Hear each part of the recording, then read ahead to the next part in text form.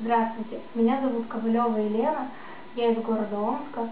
Я окончила Омский государственный институт сервисов в 2010 году. Моя специальность – бухгалтерский учет, анализ и аудит.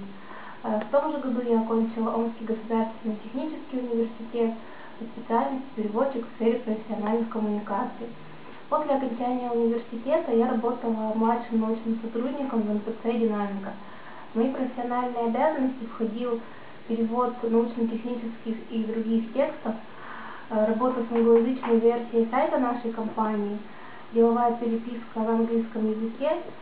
И еще мне приходилось заниматься документальным оформлением сделок с клиентами и контролем состояния расчетов по уже заключенным договорам.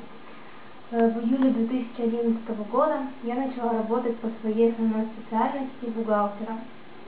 К своим сильным сторонам в работе могу отнести организованность, умение самостоятельно доводить до конца порученные задачи и способность нестандартно подходить к решению возникающих проблем.